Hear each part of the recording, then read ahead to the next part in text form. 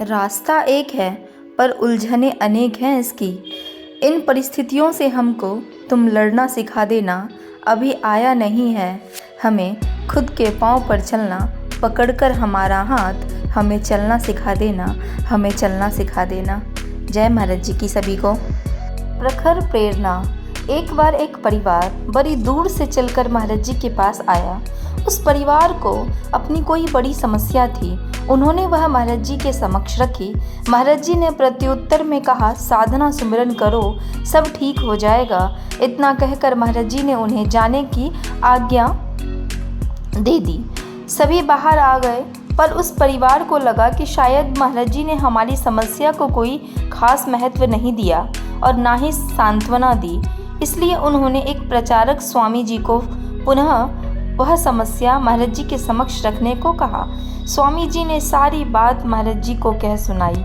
महाराज जी ने तुरंत कहा, जाओ उन्हें समझाओ, गुरु कभी सांत्वना नहीं देता बल्कि समाधान देता है। गुरु आश्वासन नहीं देता, आशीर्वाद देता है। समझे, साधना सुमिरन से बड़ी समस्या का समाधान हो सकता है।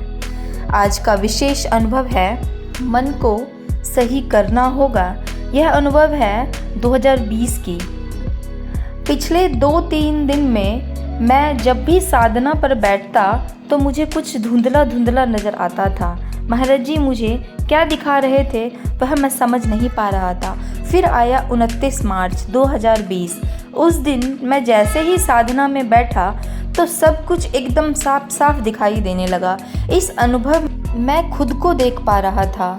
मैं अपने फ़ोन में अपनी ही आवाज़ से कुछ रिकॉर्ड कर रहा था। उस समय मैंने खुद को जो बोलते हुए सुना वह था, इस समय पूरे विश्व में एक महामारी फैली हुई है। यह वो समय है जब सभी को एक बार फिर से विचार करना होगा। समाज में कभी वायरस तो कभी सुनामी व भूकंप जैसी प्राकृतिक आपदाएं बार बार आ रही है। इन सब की जड़ सिर्फ और सिर्फ मानव मस्तिष्क है। मानव का दूषित हो चुका मन है। हमें इस पर काम करना पड़ेगा। मानव मन को सही करना होगा। अगर मानव मन स्वस्थ हो गया तो सभी परेशानियां अपने आप ठीक हो जाएगी। अगर अभी लॉकडाउन खुल जाए तो लोग फिर से अपने अपने घरों से बाहर निकल आएंगे। फिर से प्रकृति का नुकसान पहुंचाया जाएगा। फिर से पाप होंगे, अपराध होंगे।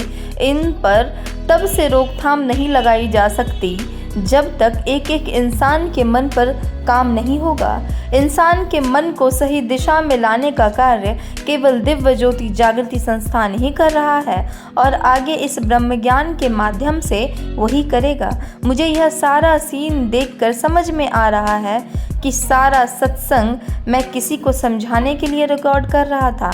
इस समय हम लोगों के घरों तक तो नहीं जा सकते, लेकिन उन तक अपनी बात पहुंचाने का अच्छा माध्यम है इंटरनेट। मैं भी इस अनुभव में इंटरनेट के माध्यम से ही लोगों को इंटरनेट के बारे में बता रहा था।